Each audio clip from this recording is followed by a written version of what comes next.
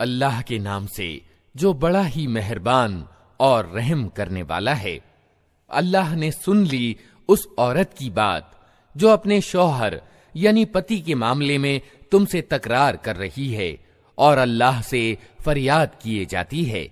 अल्लाह तुम दोनों की बातचीत सुन रहा है, वो सब कुछ सुनने और देखने वाला है। तुम में से जो लोग अपनी बीवियों से जिहार करते हैं, उनकी बीवियां उनकी माएं नहीं हैं, उनकी माएं तो वही हैं जिन्होंने उनको जन्म दिया है। ये लोग एक अत्यंत अप्रिय और झूठी बात कहते हैं और वास्तविकता ये है कि अल्लाह बड़ा माफ करने वाला और क्षमाशील है। जो लोग अपनी बीवियों से जिहार करें फिर अपनी उस बात से रुजू करें जो उन्होंने कही थी, तो इससे पहले कि दोनों एक दूसरे को हाथ लगाएं, एक गुलाम आजाद करना होगा। इससे तुमको नसीहत की जाती है और जो कुछ तुम करते हो अल्लाह उसकी खबर रखता है। और जो व्यक्ति गुलाम न पाए वो 2 महीने के लगातार रोजे रखे, इससे पहले कि दोनों एक दूसरे को हाथ लगाएं। और जिसे इसकी भी सामर्थ्य न हो वो 60 मोहताजों को खाना खिलाए। ये आदेश इसलिए दिया जा रहा है कि तुम अल्लाह और उसके रसूल पर ईमान लाओ। ये अल्लाह की निर्धारित की हुई सीमाएं हैं और कुफ्र करने वालों के लिए दर्दनाक सजा है। जो लोग अल्लाह और उसके रसूल का विरोध करते हैं वे उसी तरह अपमानित एवं तिरस्कृत कर दिए जाएंगे जिस तरह उनसे पहले के लोग अपमानित एवं तिरस्कृत किए जा चुके हैं। हमने साफ साफ आयतें उतार दी हैं और कुफ्र करने वालों के लिए अपमानजनक अजाब है।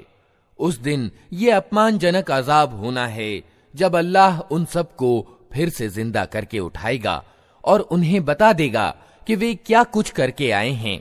वे भूल गए हैं मगर अल्लाह ने उनका सब किया धरा गिन गिन कर सुरक्षित रखा है और अल्लाह एक एक चीज पर गवाह है। क्या तुमको खबर नहीं है कि जमीन और आसमानों की हर चीज का अल्लाह को ज्ञान है।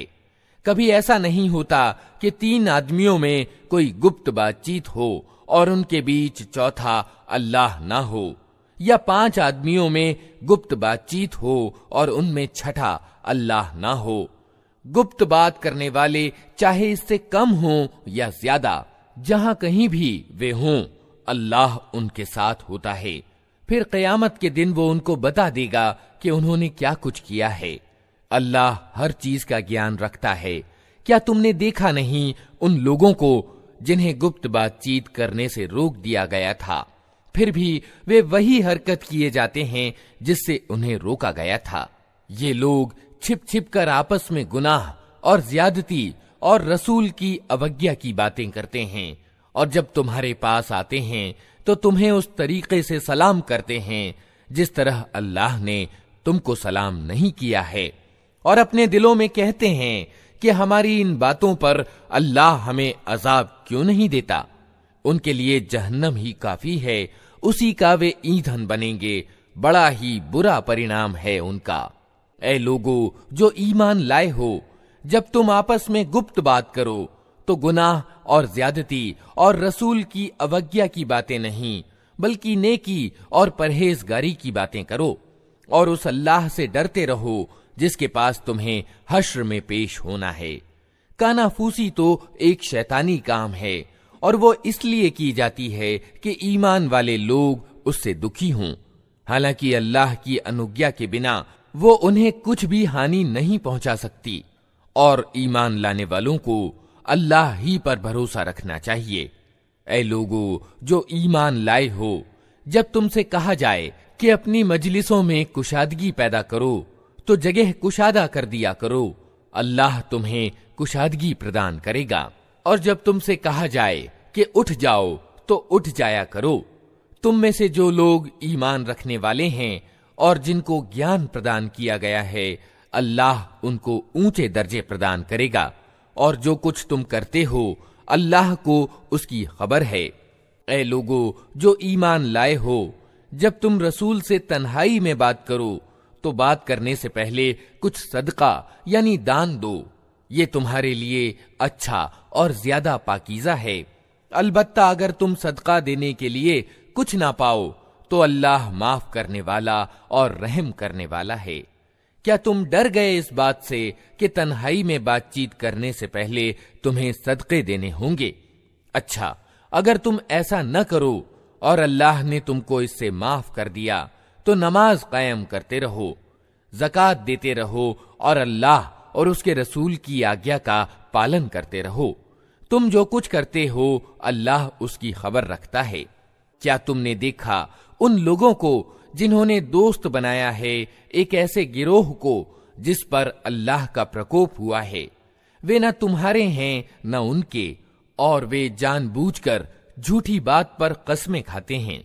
अल्लाह ने उनके लिए कठोर अजाब तैयार कर रखा है। बड़ी ही बुरी करतूत है जो वे कर रहे हैं। उन्होंने अपनी कस्मों को ढाल बना रखा है जिसकी आड़ में वे अल्लाह की राह से लोगों को रोकते हैं। इस पर उनके लिए अपमानजनक अजाब है। अल्लाह से बचाने के लिए न उनके माल कुछ काम आएंगे न उनकी संतान। वे दोज़ख के साथी हैं, उसी में वे हमेशा रहेंगे।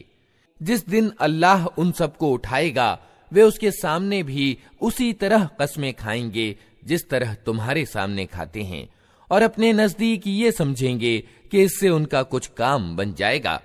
खूब जान लो वे परले दर्जे के झूठे हैं। शैतान उन पर छा चुका है और उसने अल्लाह की याद उनके दिल से भुला दी है। वे शैतान की पार्टी के लोग हैं, सावधान रहो। शैतान की पार्टी वाले ही घाटे में रहने वाले हैं। निश्चय ही अत्यंत अपमानित लोगों में से हैं वे लोग जो अल्लाह और उसके रसूल का मुकाबला करते हैं। अल्लाह ने लिख दिया है कि मैं और मेरे रसूल ही विजयी होकर रहेंगे। वास्तव में अल्लाह अत्यंत प्रभुत्वशाली और बलवान है। तुम कभी ये ना पाओगे कि जो लोग अल्लाह और अंतिम दिन पर ईमान रखने वाले हैं वे उन लोगों से प्रेम करते हों जिन्होंने अल्लाह और उसके रसूल का विरोध किया है, चाहे वे उनके बाप हों या उनके बेटे या उनके भाई या उनके घराने वाले। ये वे लोग हैं जिनके दिलों में अल्लाह ने ईमान अंकित कर दिया है और अपनी ओर से एक आत्मा प्रदान करके उनको शक्ति दी है। वो उनको ऐसी जन्नतों में दाखिल करेगा जिनके नीचे नहरें बहती होंगी, उनमें वे हमेशा रहेंगे। अल्लाह उनसे राजी हुआ और वे अल्लाह से राजी हुए। वे अल्लाह की पार्टी के लोग हैं। सावधान रहो, अल्लाह की पार्टी वाले ही सफलता प्राप्त करने वाले हैं। अल्लाह के नाम से जो बड़ा ही मेहरबान और रहम करने वाला है। अल्लाह ही की तस्बीह की है हर उस चीज ने जो आसमानों और जमीन में है, और वही प्रभुत्वशाली और तत्वदर्शी है। वही है जिसने किताब वाले काफिरों को पहले ही हल्ले में उनके घरों से निकाल बाहर किया। तुम्हें हरगिज ये गुमान न था कि वे निकल जाएंगे, और वे भी ये समझ बैठे थे कि उनकी गढ़ियां उन्हें अल्लाह से बचा लेंगी, मगर अल्लाह ऐसे रुख से उन पर आया जिधर उनका ख्याल भी न गया था। उसने उनके दिलों में रोब डाल दिया। नतीजा ये हुआ कि वे खुद अपने हाथों से भी अपने घरों को बर्बाद कर रहे थे और ईमान वालों के हाथों भी बर्बाद करवा रहे थे। अतः शिक्षा ग्रहण करो ऐ देखने वाली आंख रखने वालों। यदि अल्लाह ने उनके लिए देश निकाला न लिख दिया होता तो दुनिया ही में वो उन्हें अजाब दे डालता, और आखिरत में तो उनके लिए दोज़ख का अजाब है ही। ये सब कुछ इसलिए हुआ कि उन्होंने अल्लाह और उसके रसूल का मुकाबला किया, और जो भी अल्लाह का मुकाबला करे अल्लाह उसको सजा देने में बहुत कठोर है। तुम लोगों ने खजूरों के जो पेड़ काटे या जिनको अपनी जड़ों पर खड़ा रहने दिया, ये सब अल्लाह ही की अनुज्ञा से था, और अल्लाह ने ये अनुमति इसलिए दी ताकि उल्लंघनकारियों को अपमानित और रुस्वा करे। और जो माल अल्लाह ने उनके कब्जे से निकालकर अपने रसूल की ओर पलटा दिए, वे ऐसे माल नहीं हैं जिनके लिए तुमने अपने घोड़े और ऊंट दौड़ाए हों, बल्कि अल्लाह अपने रसूलों को जिस पर चाहता है प्रभुत्व प्रदान कर देता है, और अल्लाह को हर चीज पर सामर्थ्य प्राप्त है। जो कुछ भी अल्लाह बस्तियों के लोगों से अपने रसूल की ओर पलटा दे, वो अल्लाह और रसूल और नातेदारों और अनाथों और मुहताजों और मुसाफिरों के लिए है, ताकि वो तुम्हारे मालदारों ही के बीच चक्कर ना खाता रहे। जो कुछ रसूल तुम्हें दे वो ले लो, और जिस चीज से वो तुमको रोक दे उससे रुक जाओ। अल्लाह से डरो, अल्लाह कठोर सजा देने वाला है। और वो माल उन गरीब घर बार छोड़ने वालों यानी मुहाजिरीन के लिए है जो अपने घरों और संपत्तियों से निकाल बाहर किए गए हैं। ये लोग अल्लाह का अनुग्रह और उसकी प्रसन्नता चाहते हैं और अल्लाह और उसके रसूल की सहायता पर कटिबद्ध रहते हैं। यही सत्यवादी लोग हैं। और वो उन लोगों के लिए भी है जो इन घर बार छोड़कर आने वालों से पहले ही ईमान लाकर घर बार त्याग करके आ बसने वाले आवास यानी दारुल हिजरत में बसे हुए थे। ये उन लोगों से प्रेम करते हैं जो घर बार छोड़कर उनके पास आए हैं, और जो कुछ भी उनको दे दिया जाए उसकी कोई अपेक्षा तक ये अपने दिलों में महसूस नहीं करते, और अपने मुकाबले में दूसरों को प्राथमिकता देते हैं, चाहे अपनी जगह खुद मोहताज हों। वास्तविकता ये है कि जो लोग अपने दिल की तंगी से बचा लिए गए वही सफलता प्राप्त करने वाले हैं। और वो उन लोगों के लिए भी है जो इन अगलों के बाद आए हैं, जो कहते हैं कि ऐ हमारे रब, हमें और हमारे उन सब भाइयों को माफ कर दे जो हमसे पहले ईमान लाए हैं, और हमारे दिलों में ईमान वालों के लिए कोई विद्वेष न रख। ऐ हमारे रब, तू अत्यंत करुणामय और दयावान है। तुमने देखा नहीं उन लोगों को जिन्होंने मिथ्याचार यानी मुनाफिकत की नीति अपनाई है।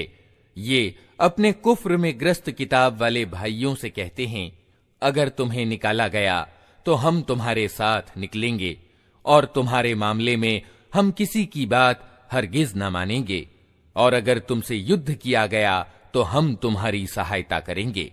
मगर अल्लाह गवाह है कि ये लोग बिल्कुल झूठे हैं।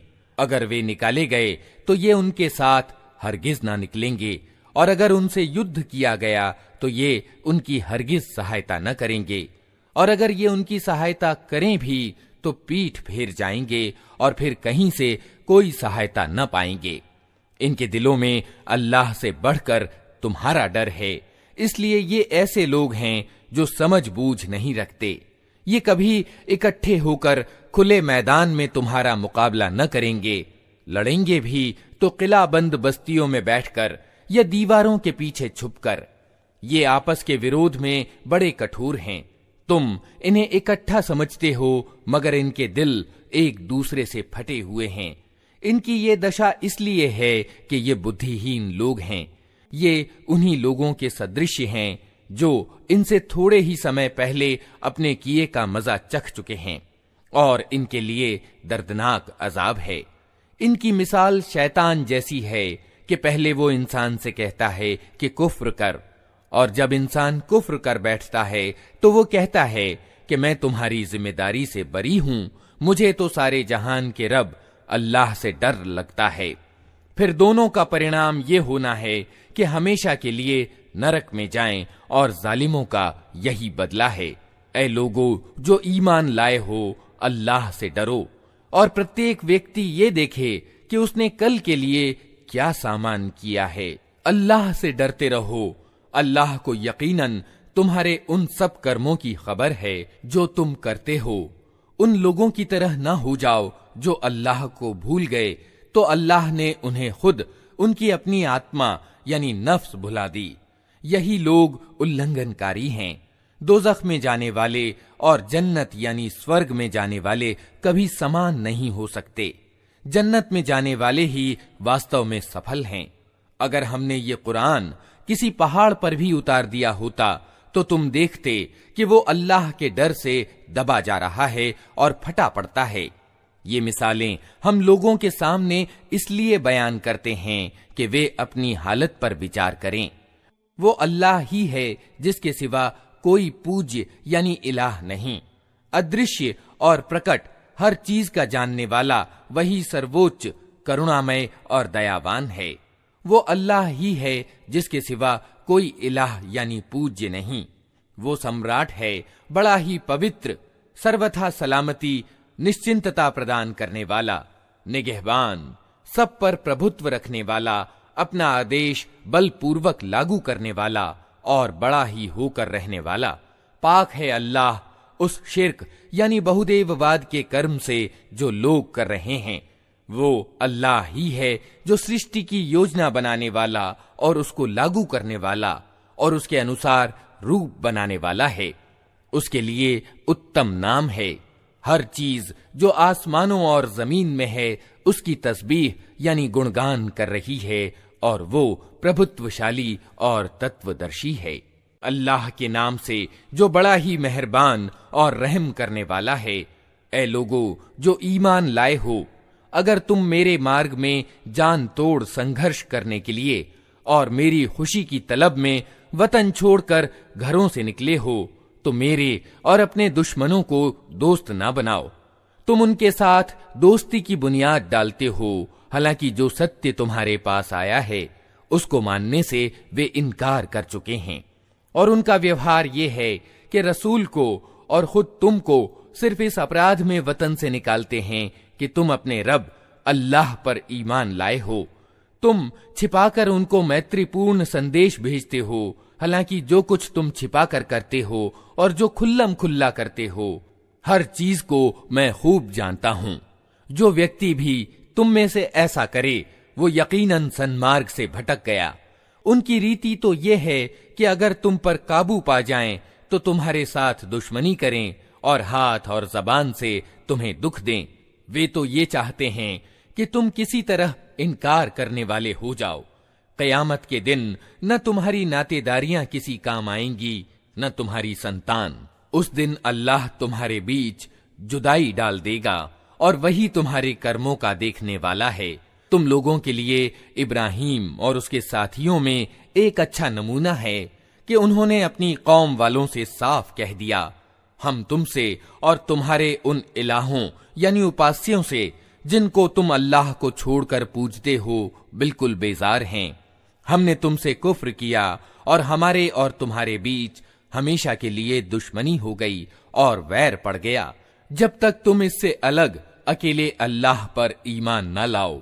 मगर इब्राहीम का अपने बाप से ये कहना इससे अलग है कि मैं आपके लिए माफी की प्रार्थना जरूर करूंगा और अल्लाह से आपके लिए कुछ प्राप्त कर लेना मेरे बस में नहीं है।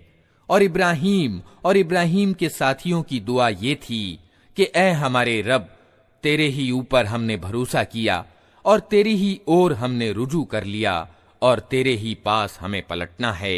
ऐ हमारे रब, हमें इनकार करने वालों के लिए फितना न बना दे और ऐ हमारे रब, हमारी गलतियों को माफ कर दे। बेशक तू ही प्रभुत्वशाली और तत्वदर्शी है। उन्हीं लोगों के काम करने के तरीके में तुम्हारे लिए और हर उस व्यक्ति के लिए अच्छा नमूना है जो अल्लाह और अंतिम दिन का उम्मीदवार हो। इससे कोई मुंह फेरे तो अल्लाह निस्पृह और अपने आप में खुद प्रशंसनीय है। असंभव नहीं कि अल्लाह कभी तुम्हारे और उन लोगों के बीच प्रेम डाल दे जिनसे आज तुमने दुश्मनी मोल ली है। अल्लाह बड़ी सामर्थ्य रखता है और वो बड़ा माफ करने वाला और दयावान है। अल्लाह तुम्हें इस बात से नहीं रोकता कि तुम उन लोगों के साथ नेकी और इंसाफ का बर्ताव करो जिन्होंने धर्म के मामले में तुमसे युद्ध नहीं किया है और तुम्हें तुम्हारे घरों से नहीं निकाला है। अल्लाह इंसाफ करने वालों को पसंद करता है। वो तुम्हें जिस बात से रोकता है वो तो ये है कि तुम उन लोगों से दोस्ती करो जिन्होंने तुमसे धर्म के मामले में युद्ध किया है और तुम्हें तुम्हारे घरों से निकाला है और तुम्हें निकालने में एक दूसरे की सहायता की है। उनसे जो लोग दोस्ती करें वही जालिम हैं। ऐ लोगो जो ईमान लाए हो, जब ईमान वाली औरतें घर बार छोड़कर तुम्हारे पास आएं तो उनके ईमान वाली होने की जांच पड़ताल कर लो और उनके ईमान की वास्तविकता तो अल्लाह ही भली भांति जानता है। फिर जब तुम्हें मालूम हो जाए कि वे ईमान वाली हैं तो उन्हें काफिरों की ओर वापस न करो, न वे काफिरों के लिए हलाल हैं और न काफिर उनके लिए हलाल। उनके काफिर शौहरों ने जो मेहर उनको दिए थे वे उन्हें फेर दो और उनसे निकाह कर लेने में तुम पर कोई गुनाह नहीं, जबकि तुम उनके मेहर उनको अदा कर दो।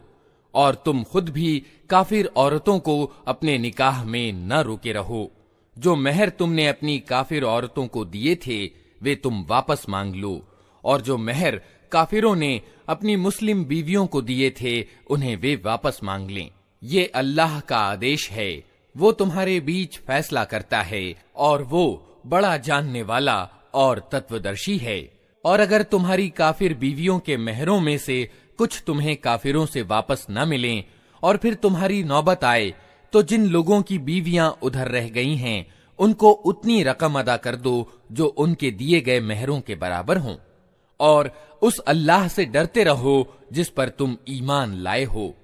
ए नबी, जब तुम्हारे पास ईमान वाली औरतें बैअत करने के लिए आएं और इस बात की प्रतिज्ञा करें कि वे अल्लाह के साथ किसी चीज को शरीक न करेंगी, चोरी न करेंगी, व्यभिचार न करेंगी, अपनी औलाद को कत्ल न करेंगी, अपने हाथ पांव के आगे कोई आरोप घड़कर न लाएंगी और किसी भले काम में तुम्हारी आज्ञा का उल्लंघन न करेंगी, तो उनसे बैअत ले लो और उनके लिए माफी की दुआ करो। यकीनन अल्लाह माफ करने वाला और दयावान है। ऐ लोगो जो ईमान लाए हो, उन लोगों को दोस्त न बनाओ जिन पर अल्लाह का प्रकोप हुआ है, जो आखिरत यानी परलोक से उसी तरह निराश हैं जिस तरह कब्रों में पड़े हुए काफिर निराश हैं। अल्लाह के नाम से जो बड़ा ही मेहरबान और रहम करने वाला है। अल्लाह की तस्बीह की है हर उस चीज ने जो आसमानों और जमीन में है, और वो प्रभुत्वशाली और तत्वदर्शी है। ऐ लोगो जो ईमान लाए हो, तुम क्यों वो बात कहते हो जो करते नहीं हो? अल्लाह की दृष्टि में ये अत्यंत अप्रिय काम है कि तुम कहो वो बात जो करते नहीं। अल्लाह को तो पसंद वे लोग हैं जो उसके मार्ग में इस तरह पंक्तिबद्ध होकर लड़ते हैं मानो वे एक सीसा पिलाई हुई दीवार हैं। और याद करो मूसा की वो बात जो उसने अपनी कौम से कही थी कि ऐ मेरी कौम के लोगो, तुम क्यों मुझे दुख देते हो जबकि तुम खूब जानते हो कि मैं तुम्हारी ओर अल्लाह का भेजा हुआ रसूल हूं। फिर जब उन्होंने टेढ़ अपनाई तो अल्लाह ने भी उनके दिल टेढ़े कर दिए। अल्लाह उल्लंघनकारियों को राह नहीं दिखाता। और याद करो मरियम के बेटे ईसा की वो बात जो उसने कही थी कि ए इस्राएल के बेटो, मैं तुम्हारी ओर अल्लाह का भेजा हुआ रसूल हूं, पुष्टि करने वाला हूं उस तौरात की जो मुझसे पहले आई हुई मौजूद है, और खुशखबरी देने वाला हूं एक रसूल की जो मेरे बाद आएगा, जिसका नाम अहमद होगा। मगर जब वो उनके पास खुली खुली निशानियां लेकर आया तो उन्होंने कहा, ये तो खुला धोखा है। अब भला उस व्यक्ति से बड़ा जालिम और कौन होगा जो अल्लाह पर झूठा आरोप लगाए, जबकि उसे इस्लाम यानी अल्लाह के आज्ञा पालन का निमंत्रण दिया जा रहा हो। ऐसे जालिमों को अल्लाह राह नहीं दिखाया करता। ये लोग अपने मुंह की फूंकों से अल्लाह के प्रकाश यानी नूर को बुझाना चाहते हैं, और अल्लाह का फैसला ये है कि वो अपने प्रकाश को पूरा फैला कर रहेगा, चाहे इनकार करने वालों को ये कितना ही अप्रिय हो।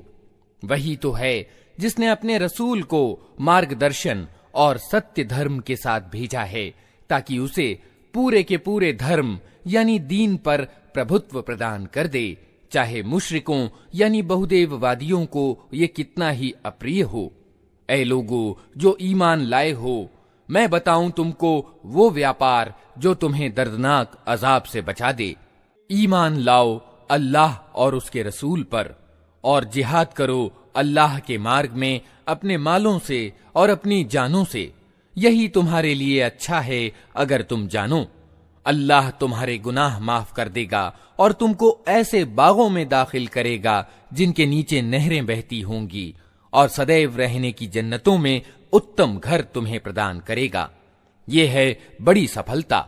और वो दूसरी चीज जो तुम चाहते हो वो भी तुम्हें देगा। अल्लाह की ओर से सहायता और करीब में प्राप्त हो जाने वाली विजय। ऐ नबी, ईमान वालों को इसकी खुशखबरी दे दो। ऐ लोगो जो ईमान लाए हो, अल्लाह के सहायक बनो, जिस तरह मरियम के बेटे ईसा ने हवारियों को संबोधित करके कहा था, कौन है अल्लाह की ओर बुलाने में मेरा सहायक? और हवारियों ने उत्तर दिया था, हम हैं अल्लाह की ओर बुलाने में आपके सहायक। उस समय इस्राएल की संतान का एक गिरोह ईमान लाया और दूसरे गिरोह ने इनकार किया।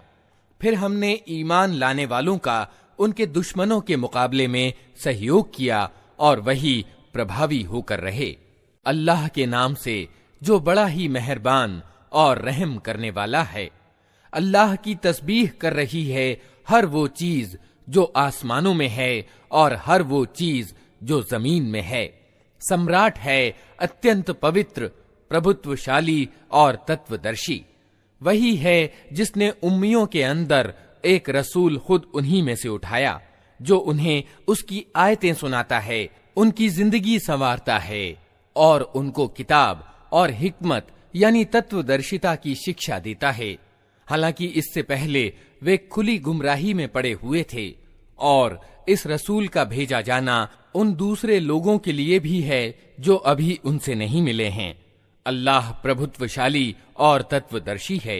ये उसका फजल है, जिसे चाहता है देता है और वो बड़ा फजल करने वाला है। जिन लोगों को तौरात का वाहक बनाया गया था मगर उन्होंने उसका भार न उठाया, उनकी मिसाल उस गधे की सी है जिस पर किताबें लदी हुई हों। इससे भी ज्यादा बुरी मिसाल है उन लोगों की जिन्होंने अल्लाह की आयतों को झुठला दिया है। ऐसे जालिमों को अल्लाह मार्ग नहीं दिखाया करता। इनसे कहो, ऐ लोगो जो यहूदी बन गए हो, अगर तुम्हें ये घमंड है कि बाकी सब लोगों को छोड़कर बस तुम ही अल्लाह के चहेते हो, तो मौत की कामना करो अगर तुम अपने इस दावे में सच्चे हो। लेकिन ये हरगिज उसकी कामना न करेंगे अपनी उन करतूतों के कारण जो ये कर चुके हैं, और अल्लाह इन जालिमों को खूब जानता है। इनसे कहो, जिस मौत से तुम भागते हो वो तो तुम्हें आकर रहेगी, फिर तुम उसके सामने पेश किए जाओगे जो छिपे और खुले का जानने वाला है, और वो तुम्हें बता देगा कि तुम क्या कुछ करते रहे हो। ऐ लोगो जो ईमान लाए हो, जब पुकारा जाए नमाज के लिए जुमुआ के दिन, तो अल्लाह के जिक्र की ओर दौड़ो और क्रय विक्रय छोड़ दो।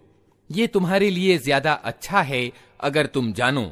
फिर जब नमाज पूरी हो जाए तो जमीन में फैल जाओ और अल्लाह का फजल तलाश करो, और अल्लाह को बहुत ज्यादा याद करते रहो, शायद कि तुम्हें सफलता प्राप्त हो जाए।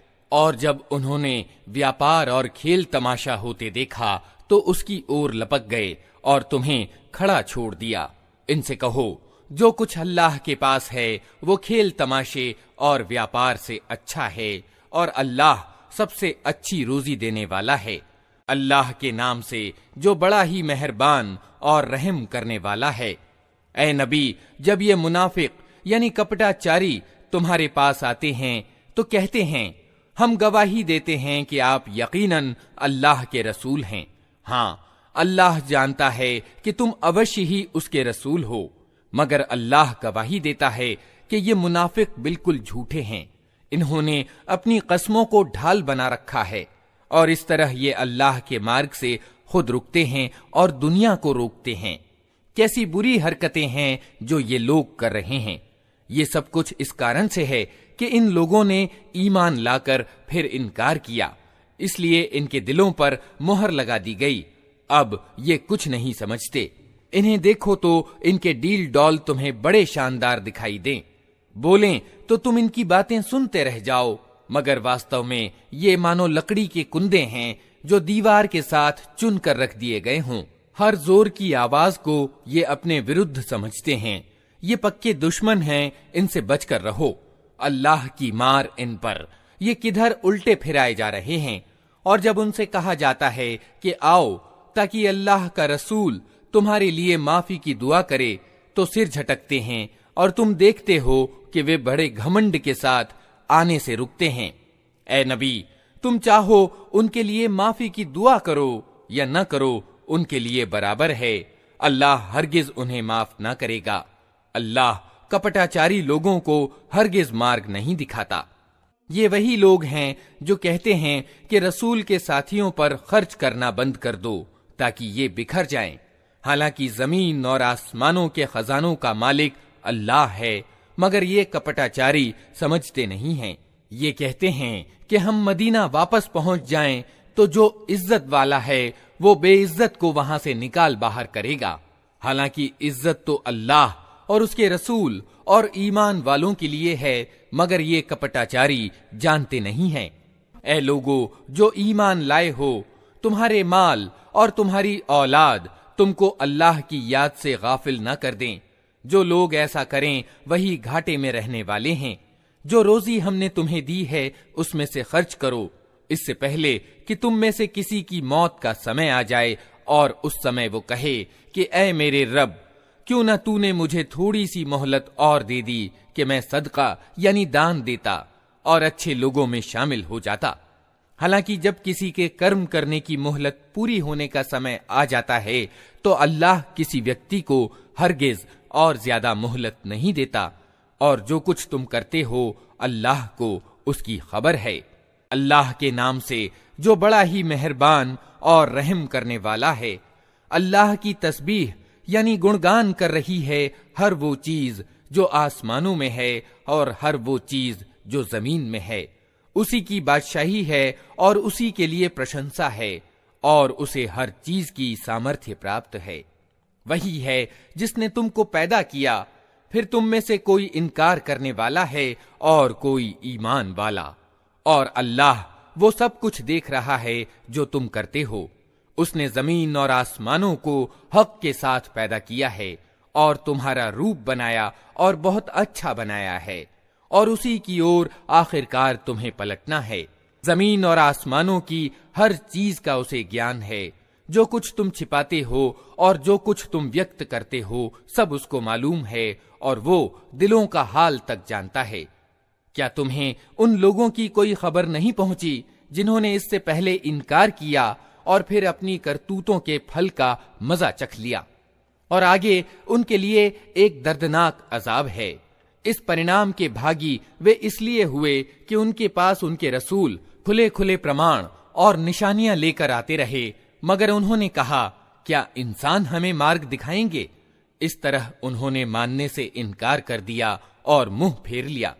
तब अल्लाह भी उनसे बेपरवाह हो गया, और अल्लाह तो है ही बेनियाज यानी निस्पृह और अपने आप में खुद प्रशंसनीय।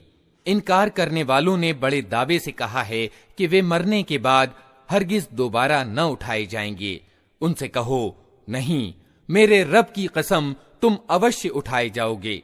फिर जरूर तुम्हें बताया जाएगा कि तुमने दुनिया में क्या कुछ किया है, और ऐसा करना अल्लाह के लिए बहुत आसान है। अतः ईमान लाओ अल्लाह पर और उसके रसूल पर और उस प्रकाश पर जो हमने उतारा है। जो कुछ तुम करते हो अल्लाह उसकी खबर रखता है। उसका पता तुम्हें उस दिन चल जाएगा जब इकट्ठा होने के दिन वो तुम सबको इकट्ठा करेगा। वो दिन होगा एक दूसरे के मुकाबले में लोगों की हार जीत का। जो अल्लाह पर ईमान लाया है और अच्छा कर्म करता है, अल्लाह उसके गुनाह झाड़ देगा और उसे ऐसी जन्नतों में दाखिल करेगा जिनके नीचे नहरें बहती होंगी। ये लोग हमेशा हमेशा उनमें रहेंगे। यही बड़ी सफलता है। और जिन लोगों ने इनकार किया है और हमारी आयतों को झुठलाया है, वे दोज़ख के निवासी होंगे जिसमें वे हमेशा रहेंगे, और वो बहुत ही बुरा ठिकाना है। कोई मुसीबत कभी नहीं आती मगर अल्लाह की अनुज्ञा ही से आती है। जो व्यक्ति अल्लाह पर ईमान रखता हो, अल्लाह उसके दिल को राह दिखाता है। अल्लाह को हर चीज का ज्ञान है। अल्लाह की आज्ञा का पालन करो और रसूल की आज्ञा का पालन करो। लेकिन अगर तुम आज्ञा पालन से मुंह मोड़ते हो तो हमारे रसूल पर साफ साफ सत्य पहुंचा देने के सिवा कोई जिम्मेदारी नहीं है। अल्लाह वो है जिसके सिवा कोई ईश यानी इलाह नहीं। अतः ईमान लाने वालों को अल्लाह ही पर भरोसा रखना चाहिए। ऐ लोगो जो ईमान लाए हो, तुम्हारी बीवियों और तुम्हारी औलाद में से कुछ तुम्हारे दुश्मन हैं, उनसे सावधान रहो, और अगर तुम माफ करो और जाने दो तो अल्लाह बड़ा ही माफ करने वाला और रहम करने वाला है। तुम्हारे माल और तुम्हारी औलाद तो एक आजमाइश हैं, और अल्लाह ही है जिसके पास बड़ा बदला है। अतः जहां तक तुम्हारे बस में हो अल्लाह से डरते रहो और सुनो और आज्ञा का पालन करो और अपने माल खर्च करो। ये तुम्हारे ही लिए अच्छा है। जो अपने दिल की तंगी से सुरक्षित रह गए, बस वही सफलता प्राप्त करने वाले हैं। अगर तुम अल्लाह को अच्छा कर्ज दो तो वो तुम्हें कई गुना बढ़ा कर देगा और तुम्हारे कसूरों को माफ करेगा। अल्लाह बड़ा गुण ग्राहक और सहनशील है, प्रत्यक्ष और परोक्ष हर चीज को जानता है, प्रभुत्वशाली और तत्वदर्शी है। अल्लाह के नाम से जो बड़ा ही मेहरबान और रहम करने वाला है। ए नबी, जब तुम लोग औरतों को तलाक दो तो उन्हें उनकी इद्दत यानी अवधि के लिए तलाक दिया करो और इद्दत के समय की ठीक ठीक गिनती करो, और अल्लाह से डरो जो तुम्हारा रब है। इद्दत के समय में न तुम उन्हें उनके घरों से निकालो और न वे खुद निकलें, सिवाय इसके कि वे कोई स्पष्ट बुराई कर बैठें। ये अल्लाह की नियत की हुई सीमाएं हैं, और जो कोई अल्लाह की सीमाओं का उल्लंघन करेगा वो अपने ऊपर खुद जुल्म करेगा। तुम नहीं जानते, शायद इसके बाद अल्लाह मेल मिलाप की कोई सूरत पैदा कर दे। फिर जब वे अपनी इद्दत की अवधि के अंत पर पहुंचें तो या तो उन्हें भले तरीके से अपने निकाह में रोक रखो या भले तरीके पर उनसे अलग हो जाओ, और दो ऐसे आदमियों को गवाह बना लो जो तुम में से इंसाफ करने वाले हों। और ए गवाह बनने वालों, गवाही ठीक ठीक अल्लाह के लिए अदा करो। ये बातें हैं जिनकी तुम लोगों को नसीहत की जाती है, हर उस व्यक्ति को जो अल्लाह और आखिरत यानी परलोक के दिन पर ईमान रखता हो। जो कोई अल्लाह से डरते हुए काम करेगा, अल्लाह उसके लिए कठिनाइयों से निकलने का कोई मार्ग पैदा कर देगा और उसे ऐसे मार्ग से रोजी देगा जिधर उसका गुमान भी न जाता हो। जो अल्लाह पर भरोसा करे उसके लिए वो काफी है। अल्लाह अपना काम पूरा करके रहता है। अल्लाह ने हर चीज के लिए एक तकदीर नियत कर रखी है, और तुम्हारी औरतों में से जो मासिक धर्म से निराश हो चुकी हों, उनके मामले में अगर तुम लोगों को कोई शक हो रहा है तो तुम्हें मालूम हो कि उनकी इद्दत 3 महीने है, और यही हुक्म उनका है जिन्हें अभी हैज न आया हो। और गर्भवती औरतों की इद्दत की सीमा उनके बच्चा पैदा हो जाने तक है। जो व्यक्ति अल्लाह से डरे उसके मामले में वो आसानी पैदा कर देता है। ये अल्लाह का हुक्म है जो उसने तुम्हारी ओर उतारा है। जो अल्लाह से डरेगा, अल्लाह उसकी बुराइयों को उससे दूर कर देगा और उसको बड़ा बदला देगा। उनको इद्दत की अवधि में उसी जगह रखो जहां तुम रहते हो, जैसी कुछ भी जगह तुम्हें उपलब्ध हो, और उन्हें तंग करने के लिए उनको न सताओ। और अगर वे गर्भवती हों तो उन पर उनके बच्चा पैदा होने तक खर्च करते रहो। फिर अगर वे तुम्हारे लिए बच्चे को दूध पिलाएं तो उनकी उजरत उन्हें दो, और भले तरीके से उजरत का मामला आपस की बातचीत से तय कर लो। लेकिन अगर तुमने उजरत तय करने में एक दूसरे को तंग किया तो बच्चे को कोई और औरत दूध पिला लेगी। संपन्न व्यक्ति अपनी संपन्नता के अनुसार खर्च दे, और जिसको रोजी कम दी गई हो वो उसी माल में से खर्च करे जो अल्लाह ने उसे दिया है। अल्लाह ने जिसको जितना कुछ दिया है उससे ज्यादा का वो उस पर जिम्मेदारी का बोझ नहीं डालता। दूर नहीं कि अल्लाह तंग दस्ती के बाद संपन्नता प्रदान करे। कितनी ही बस्तियां हैं जिन्होंने अपने रब और उसके रसूलों के आदेश की अवहेलना की, तो हमने उनसे कड़ा हिसाब लिया और उनको बुरी तरह सजा दी। उन्होंने अपने किए का मजा चख लिया और उनका कार्य परिणाम घाटा ही घाटा है। अल्लाह ने आखिरत में उनके लिए सख्त अजाब तैयार कर रखा है। अतः अल्लाह से डरो ए बुद्धिमान लोगो जो ईमान लाए हो। अल्लाह ने तुम्हारी ओर एक नसीहत उतार दी है, एक ऐसा रसूल जो तुमको अल्लाह की साफ साफ हिदायत देने वाली आयतें सुनाता है, ताकि ईमान लाने वालों और अच्छे कर्म करने वालों को अंधेरों से निकालकर प्रकाश में ले आए। जो कोई अल्लाह पर ईमान लाए और अच्छा कर्म करे, अल्लाह उसे ऐसी जन्नतों में दाखिल करेगा जिनके नीचे नहरें बहती होंगी। ये लोग उनमें हमेशा हमेशा रहेंगे। अल्लाह ने ऐसे व्यक्ति के लिए उत्तम रोजी रखी है। अल्लाह वो है जिसने 7 आसमान बनाए और जमीन की किस्म से भी उन्हीं के सदृश्य, उनके बीच आदेश उतरता रहता है। ये बात तुम्हें इसलिए बताई जा रही है ताकि तुम जान लो कि अल्लाह को हर चीज की सामर्थ्य प्राप्त है, और ये कि अल्लाह का ज्ञान हर चीज को अपने घेरे में लिए हुए है। अल्लाह के नाम से जो बड़ा ही मेहरबान और रहम करने वाला है। ए नबी, तुम क्यों उस चीज को हराम करते हो जिसको अल्लाह ने तुम्हारे लिए हलाल किया है? क्या इसलिए कि तुम अपनी बीवियों की प्रसन्नता चाहते हो? अल्लाह माफ करने वाला और दया करने वाला है। अल्लाह ने तुम लोगों के लिए अपनी कस्मों की पाबंदी से निकलने का तरीका निश्चित कर दिया है। अल्लाह तुम्हारा संरक्षक है और वही सर्वज्ञ और तत्वदर्शी है। और ये मामला भी ध्यान देने के योग्य है कि नबी ने एक बात अपनी एक बीवी से रहस्य में कही थी, फिर जब उस बीवी ने किसी और पर वो रहस्य प्रकट कर दिया और अल्लाह ने नबी को इस रहस्योद्घाटन की सूचना दे दी, तो नबी ने उस पर किसी हद तक उस बीवी को खबरदार किया और किसी हद तक उसे टाल दिया। फिर जब नबी ने उसे रहस्योद्घाटन की ये बात बताई तो उसने पूछा, आपको इसकी किसने खबर दी? नबी ने कहा, मुझे उसने खबर दी जो सब कुछ जानता है और खूब खबर रखने वाला है। अगर तुम दोनों अल्लाह से तौबा करती हो तो ये तुम्हारे लिए अच्छा है, क्योंकि तुम्हारे दिल सीधी राह से हट गए हैं। और अगर नबी के मुकाबले में तुमने जत्थाबंदी की तो जान रखो कि अल्लाह उसका संरक्षक है, और उसके बाद जिब्रील और सभी नेक ईमान वाले और सब फरिश्ते उसके साथी और सहायक हैं। असंभव नहीं कि अगर नबी तुम सब बीवियों को तलाक दे दे तो अल्लाह उसे ऐसी बीवियां तुम्हारे बदले में प्रदान कर दे जो तुमसे अच्छी हों, सच्ची मुसलमान, ईमान वाली, आज्ञाकारी, तौबा करने वाली, इबादत करने वाली और रोजेदार, चाहे विवाहिता हों या कुंवारियां हों। ऐ लोगों जो ईमान लाए हो, बचाओ अपने आप को और अपने घर वालों को उस आग से जिसका ईंधन इंसान और पत्थर होंगे, जिस पर कठोर स्वभाव के सख्त पकड़ करने वाले फरिश्ते नियुक्त होंगे, जो कभी अल्लाह के आदेश की अवहेलना नहीं करते और जो आदेश भी उन्हें दिया जाता है उसका पालन करते हैं। उस समय कहा जाएगा, ऐ इनकार करने वालों, आज उज्र पेश न करो, तुम्हें तो वैसा ही बदला दिया जा रहा है जैसा तुम कर्म कर रहे थे।